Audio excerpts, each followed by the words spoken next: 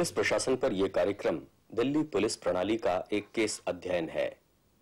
भारत में पुलिस प्रशासन की दो प्रणालियां प्रचलित हैं, जिला मजिस्ट्रेट प्रणाली और आयुक्त प्रणाली। जून 1978 तक दिल्ली में जिला मजिस्ट्रेट प्रणाली थी। 1 जुलाई 1978 से दिल्ली में आयुक्त प्रणाली शुरू हुई। जिला मजिस्ट्रेट प्रणाली के अंतर्गत मजिस्ट्रेट अपराधों को रोकने और उनका पता लगाने के काम पर निगरानी रखता है। पुलिस अधीक्षक इस काम में उसके प्रति उत्तरदायी होता है। आयुक्त प्रणाली में कानून और व्यवस्था बनाए रखने और अपराध नियंत्रण में जिला मजिस्ट्रेट कोई भूमिका अदा नहीं करता। पूरा का पूरा पुलिस बल पुलिस आयुक्त के अधीन होता है। बेसिकली तो पुलिस वाले सब जगह वही है। हमारा जो रोल है सोसाइटी में एक ही है, चाहे डिस्ट्रिक्ट्स में हो या शहरों में हो। एक तो नॉमेनक्लेचर में थोड़ा फर्क है। डिस्ट्रिक्ट में सुपरिंटेंडेंट ऑफ पुलिस कहला जाता है, उसके ऊपर डीआईजी है, फिर आईजी है, फिर स्टेट का एक डीजीपी होता है। यहाँ पे डिस्ट्रिक्ट में एक डीसीपी होता है, उसके ऊपर एक एडिशनल कमिश्नर होता है, फिर कमिश्नर ऑफ पुलिस होता है। तो नाम का कुछ फर्क है। दूसरा फर्क यह है कि जैसे कि मैंने शुरू में कहा कि हम कुछ मैजिस्ट्रियल पावर्स एक्सरसाइज करते हैं। कमिश्नर पुलिस सिस्टम में सिंगल चेन ऑफ कमांड है। यहाँ पे कोई डिस्ट्रिक्ट मैजिस्ट्रेट नहीं होता है जो head of law and order है या कोई वो लॉ एंड ऑर्डर में दखल देता है। यहाँ पे सारा पुलिस ही चलाती है। मैजिस्ट्रियल पावर्स पुलिस के पास हैं। डिस्ट्रिक्ट में ये पावर्स होते नहीं है पुलिस के पास। आयुक्त प्रणाली और जिला मजिस्ट्रेट प्रणाली में ऊपर के 3 शीर्ष पदों में थोड़ा अंतर जरूर होता है, लेकिन उसके बाद के सभी पद एक समान होते हैं। आयुक्त प्रणाली और जिला मजिस्ट्रेट प्रणाली में पदों का क्रम इस प्रकार रहता है। आयुक्त प्रणाली में पुलिस आयुक्त शीर्ष पर होते हैं, जबकि जिला मजिस्ट्रेट प्रणाली में पुलिस महानिदेशक या पुलिस महानिरीक्षक शीर्ष पर होते हैं।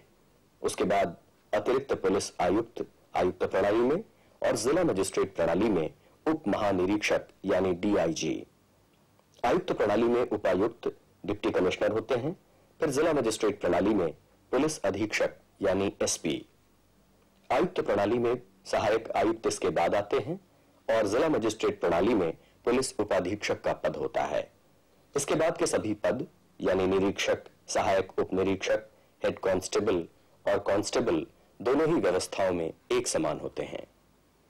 आयुक्त प्रणाली ही एक शहर के लिए, खासतौर से महानगरों के लिए सबसे अधिक उपयुक्त है, क्योंकि महानगरों की समस्याएं अलग अलग हुआ करती हैं और समस्याएं ऐसी होती हैं जिनका समाधान फौरन किया जाना बहुत जरूरी होता है।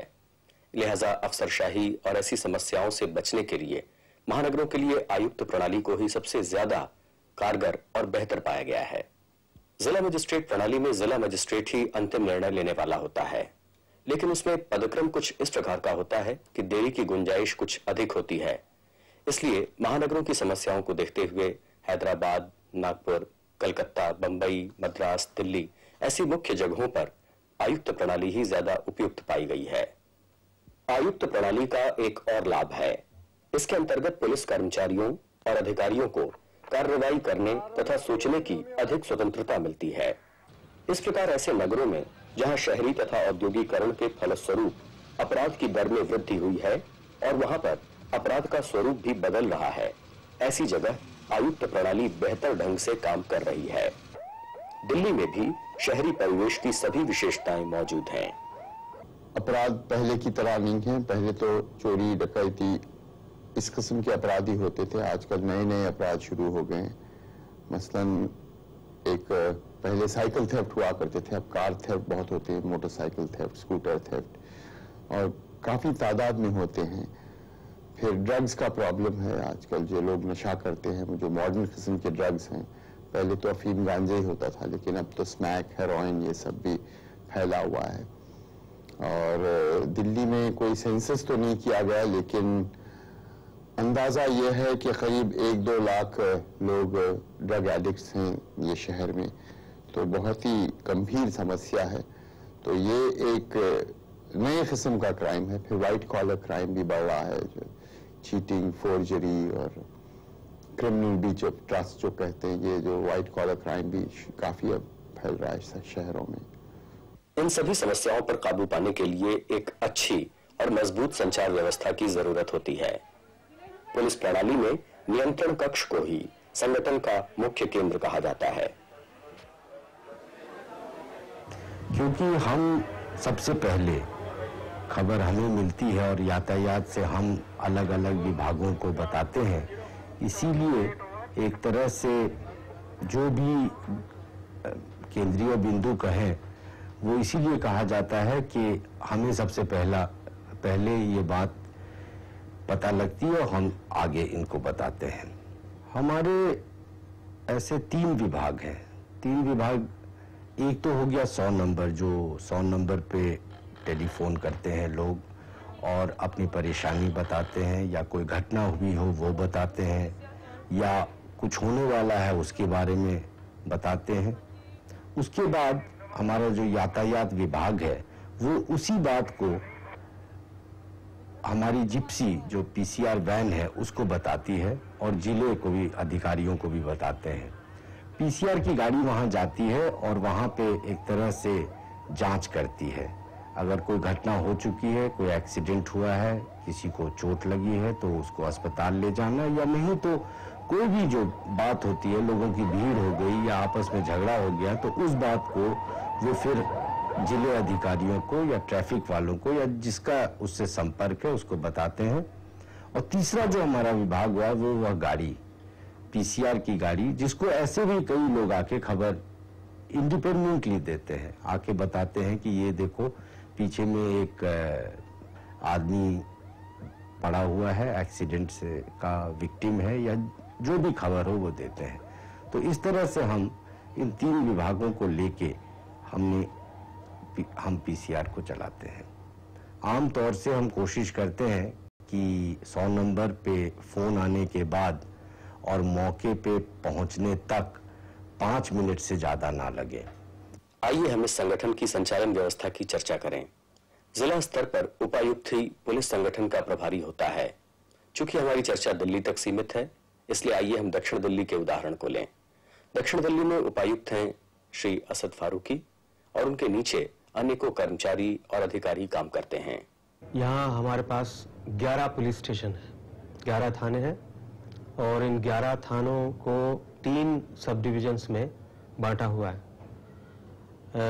Sub division Vasant Vihar, sub division Najafgarh और इसी तरह सब डिवीजन दिल्ली कैंट। और ये तीनों सब डिवीजन एक एक असिस्टेंट कमिश्नर एसीपी के नीचे काम करते हैं। और इसके अलावा जो डिस्ट्रिक्ट का हेडक्वार्टर है, यहाँ जहाँ मैं बैठता हूँ, मेरे साथ मेरे एक एडिशनल डिप्टी कमिश्नर हैं मिस्टर दीपक मिश्रा, और एसीपी हेडक्वार्टर है जो कि स्पेशल एग्जीक्यूटिव मजिस्ट्रेट भी होते हैं, और जो सीआरपीसी में जो सिक्योरिटी की प्रोसीडिंग्स होती हैं उसकी कोर्ट लगाते हैं। उसके अलावा यहाँ मेरा दफ्तर है, सेक्रेटेरिएट है और स्पेशल स्टाफ हमारे पास है, विजिलेंस स्टाफ हमारे पास है। कोई ऐसी कंप्लेंट होती है जो हम कभी उनको मार्क करते हैं, और एंटी ऑटो थेफ्ट स्क्वाड हमारे पास है। तो यही एक आउटलाइन है। सारे संगठन के ढांचे में थाने का बहुत महत्व है। ये पुलिस संगठन की बुनियादी इकाई है। वो जांच एजेंसी है तो सबसे पहले काम शुरू करती है। जब कभी भी किसी को कोई शिकायत होती है या कानून व्यवस्था में कोई गड़बड़ी आती है तो लोग खुद थाने आकर या टेलीफोन द्वारा अपनी शिकायत दर्ज कराते हैं। थाने के अंदर ऐसा एक एसएचओ होता है जो इंचार्ज होता है पुलिस स्टेशन का। उसके नीचे कुछ अफसर होते हैं, सब इंस्पेक्टर्स, रैंक चलती जाती है सब। जो सब इंस्पेक्टर है वो एक एरिया का उसको डिवीजन दिया जाता है जिसका वो इंचार्ज होता है, वहाँ वो पेट्रोलिंग करता है। उसके नीचे कुछ बीट कांस्टेबल, बीट ऑफिसर्स होते हैं हमारे, छोटे छोटे एरिया में लगाए होते हैं बीट ऑफिसर को, जो कि अपनी बीट के अंदर पेट्रोलिंग करते हैं। पब्लिक उनके संपर्क में आती है, उनकी जैसे कोई प्रॉब्लम होती है वही बीट जो ऑफिसर है नहीं उसकी सहायता करता है। अब ये कंप्लेन हमारे पास 3 टाइप की आती है। एक तो कंट्रोल रूम से आती है जिसपे फिर हम ड्यूटी ऑफिसर इसको किसी को डिप्यूट करता है। एक इमरजेंसी ऑफिसर होता है जो उस कॉल को अटेंड करता है, मौके पर जाता है। एक आती है टेलीफोन के जरिए, कंट्रोल रूम से टेलीफोन आता है, यहाँ कोई पब्लिक आदमी टेलीफोन कर देता है कि यहाँ झगड़ा हो गया, यहाँ चोरी हुई है, उस पर भी हमारा इमरजेंसी ऑफिसर पहुंचता है मौके पर। तीसरा एक डायरेक्ट आती है पब्लिक, थाने में आएगी, पहले ड्यूटी ऑफिसर के पास जाएगी, अपनी प्रॉब्लम बताएंगे, ड्यूटी ऑफिसर उसकी प्रॉब्लम सुनेगा। उसके बाद जैसा है उसका कोई चोरी हुआ है तो उसके केस रजिस्टर करके एफआईआर की कॉपी देके तो एमरजेंसी अफसर आ जाता है मौके पर, तो वो आ जाके देखता है कैसे चोरी हुई, क्या चीज है, किस टाइप का क्राइम होगा, इस तरीके से।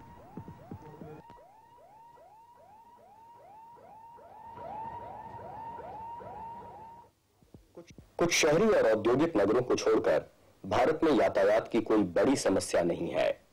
इस कारण अन्य नगरों तथा जिलों में वाहनों के आने जाने पर नियंत्रण रखने के लिए अलग शाखा की आवश्यकता नहीं है। स्थानीय पुलिस या पुलिस स्टेशन के कर्मचारी कानून एवं व्यवस्था की समस्याओं के साथ साथ यातायात भी संभालते रहे हैं। शहरों में पहले इसकी एक अलग शाखा बनाने की जरूरत महसूस नहीं की गई, लेकिन 1960 के बाद वाहनों में हुई वृद्धि को देखते हुए यातायात शाखा का विस्तार किया गया। Today, the traffic police consists of a deputy commissioner of police, that is myself. There is one additional deputy commissioner of police. There are 7 assistant commissioner of police who manage 7 traffic districts. Some of these traffic districts may be engulfing 2 of the local revenue or the administratively law and order districts, what we call, where the district DCPs are manning these stretches. And under each of the assistant commissioners, we have the circles where, like for instance in the West District, we have a circle which is called Tilak Nagar or Punjabi Bagh circles, which are almost having 1.5 the regular district of the regular police, commanded by 1 traffic inspector of that circle. We have in all about 20 circles for the whole of Delhi, manned by 1 traffic inspector, about 7 or 8 zonal officers, as we say, ZADOs, and then the lower staff of head constables and constables, totaling to anywhere between 25 to 30.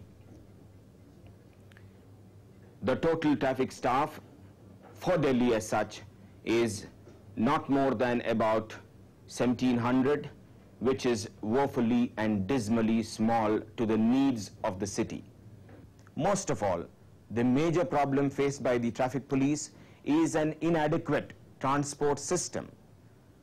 Every single part of the world, any known city today has got what you call the mass rapid transport system.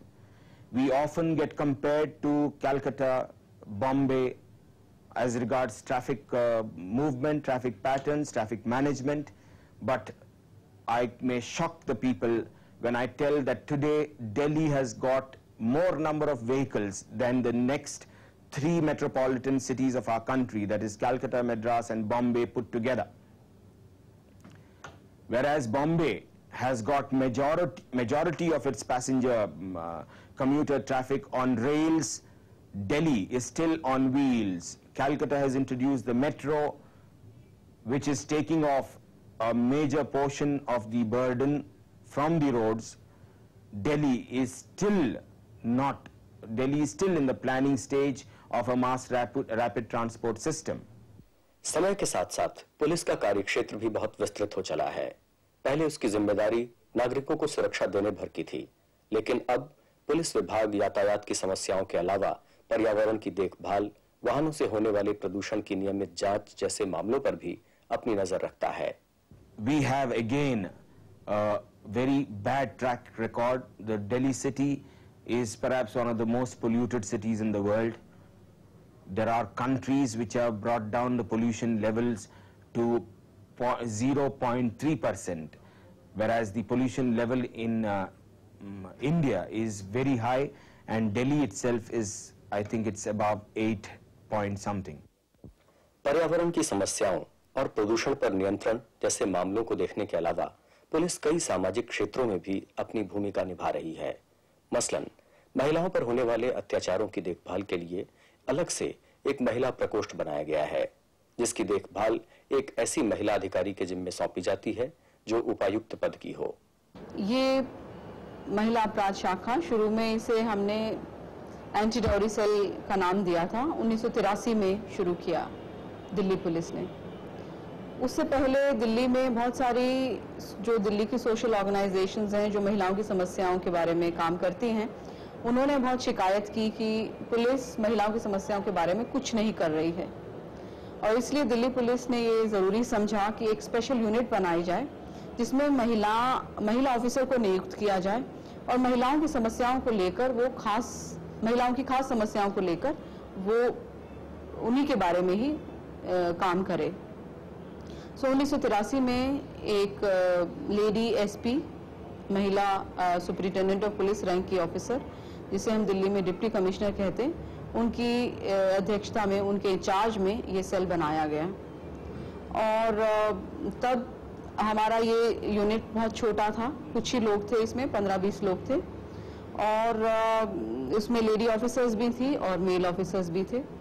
उसके बाद में धीरे धीरे काम बढ़ता गया और 1986 में ये महसूस किया गया कि काम बहुत ज़्यादा बढ़ गया है और हमें कोशिश करनी चाहिए कि हम जो दिल्ली के 6 जिले हैं, 1986 में 6 जिले थे दिल्ली में, उस समय ये महसूस किया गया कि हर एक जिले में एक महिला सेल खोल देते हैं जहाँ पर महिलाएं अपनी आकर शिकायतें कह सकें। तो वो स्पेशल सेल 6 जिलों में खोले गए 1986 दिसंबर में। उसके बाद में 1988 में 3 जिले दिल्ली में और बनाए गए और तब 3 और नए, अब जो दिल्ली में 9 जिले हैं, हर एक जिले के हेडक्वार्टर में एक महिला सेल खुला हुआ है। इस महिला सेल की इंचार्ज एक लेडी इंस्पेक्टर हैं और उनके साथ काम कर रहे हैं कुछ मेल ऑफिसर सब इंस्पेक्टर्स और कुछ लेडी ऑफिसर्स सब इंस्पेक्टर्स और असिस्टेंट सब इंस्पेक्टर्स और कुछ दूसरे स्टाफ। बम्बई में एक स्पेशल सेल चल रहा है, लेकिन वो बम्बई की police Tata institute of social sciences की मदद से चला रही है। टाटा इंस्टीट्यूट के लोग पुलिस हेडक्वार्टर्स में बैठते हैं और काम करते हैं। इसके अलावा उत्तर प्रदेश में भी एक महिला अपराध शाखा है, आंध्र प्रदेश में भी एक महिला अपराध शाखा कुछ सालों से काम कर रही है, बिहार में कुछ अरसे से खोली गई थी, मुझे पक्का पता नहीं वो एक्टिव है कि नहीं है। इसके अलावा मध्य प्रदेश में महिला थाने खोले गए हैं जहां पर महिलाएं ही तैनात हैं और महिलाओं की समस्याओं के बारे में ही वो काम करती हैं। और किसी राजस्थान में भी कुछ महिला थाने खोले गए हैं और वहां पर भी महिलाओं की समस्याओं को खासतौर से ध्यान दिया जाता है। हमने देखा कि महिलाएं अपनी शिकायतों को लेकर जब घर से निकलती हैं तो बहुत उनके ऊपर ताने कसे जाते हैं, उनकी ड्रेस को लेकर, उनके शरीर को लेकर बहुत सारा कुछ लोग उल्टा सीधा बोलते हैं। तो ऐसी समस्याओं को लेकर महिलाएं आती नहीं हैं, तो क्यों ना हम महिलाओं तक पहुंचे। तो हमने एक स्पेशल स्क्वाड बनाया, एंटी टीजिंग स्क्वाड, जिसमें हमने जूडो कराटे की ट्रेंड लड़कियां रखी। ये स्पेशली ट्रेंड लड़कियां प्लेन ड्रेस में, सिविल ड्रेस में, हम और किसी भी लड़की की तरह जहां पर शिकायत होती है टीजिंग की, वहां उस एरिया में जाती हैं, बसों में ट्रैवल करती हैं और जो भी लोग गलत व्यवहार करते हैं, अभद्र व्यवहार करते हैं, उनको पकड़कर हम थाने ले जाकर उनके खिलाफ कार्रवाई करते हैं। इसके अलावा हमने सोचा कि क्यों ना उनको लड़कियों में आत्मविश्वास पैदा करने के लिए उनको सेल्फ डिफेंस की ट्रेनिंग दी जाए। तो हमने सेल्फ डिफेंस की ट्रेनिंग स्कूल्स में, कॉलेजेस में और कुछ एरिया की रेजिडेंट वेलफेयर एसोसिएशंस की मदद से, जहां लड़कियां इंटरेस्टेड हो वहां हमने ट्रेनिंग ऑर्गेनाइज की है। अभी तक हमने पिछले साल शुरू करके प्रोग्राम ये 4000 लड़कियों को ट्रेनिंग दे दी है अभी तक। सामाजिक क्षेत्र में पुलिस सक्रिय तो हो गई है, लेकिन उत्पीड़क बल की जो उसकी छवि समय के साथ साथ बनती आई है, उसको बदलकर सेवा मूलक संगठन के रूप में पुलिस के स्वरूप को बनाए जाने में अभी वक्त लगेगा। पुलिस हिरासत में हुई मौतें, महिलाओं पर हुए अत्याचार, ये सब कारण हैं जिनके कारण पुलिस की छवि आज इतनी खराब हुई है। अच्छा जी हाँ, पहले तो सबसे पहले हमने एक हमारी संस्कृति बदलने की कोशिश की है पिछले 2 साल में, और वो संस्कृति में ये हमने शुरू किया है कि पुलिस वाले का कर्तव्य क्या है जनता के साथ। आखिर पुलिस का महकमा क्यों बनाया गया है, सरकार ने पुलिस का महकमा किस लिए बनाया।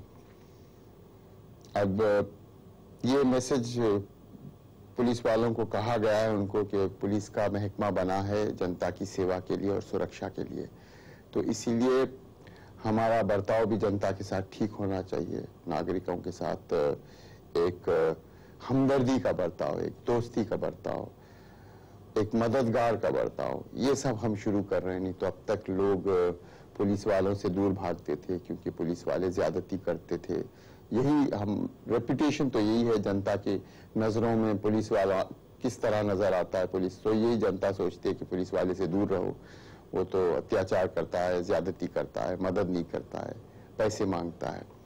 तो ये सब हम बदलने की कोशिश कर रहे हैं और इसमें हमको काफी कामयाबी हासिल हुई है। जो हमने एक पब्लिक ओपिनियन सर्वे करवाया था एक इंडिपेंडेंट एजेंसी से अभी हाल में जुलाई में, और उससे ये पता चला है कि अब जनता की नजरों में पुलिस की छवि काफी सुधरी है। 50 से अधिक फीसदी लोग जब दिल्ली पुलिस के बारे में काफी अच्छा ख्याल रखते हैं। अभी अभी आपने दिल्ली पुलिस का केस अध्ययन देखा, जहां आयुक्त प्रणाली है और कई कर्मचारी और पुलिस ऑफिसर काम करते हैं। दिल्ली पुलिस प्रणाली के प्रमुख पुलिस आयुक्त हैं, उनके बाद अतिरिक्त पुलिस आयुक्त, फिर उपायुक्त यानी डिप्टी कमिश्नर, सहायक आयुक्त, निरीक्षक यानी इंस्पेक्टर, सहायक उप निरीक्षक ASI, हेड कांस्टेबल और फिर अंत में कांस्टेबल यानी सिपाही होते हैं। ये सभी कर्मचारी मुख्य कार्यालय, जिलों, पुलिस मंडलों और थानों में अलग अलग स्तर पर काम करते हैं। इस कार्यक्रम में हमने पुलिस आयुक्त और अन्य पुलिस अधिकारियों से बातचीत की और देखा कि वो किस तरह पुलिस की छवि को निरंतर बदलने की कोशिश कर रहे हैं। इस काम में वे कहां तक सफल हुए हैं, ये हम अपने अगले कार्यक्रम पुलिस और जनता में आपको दिखाएंगे।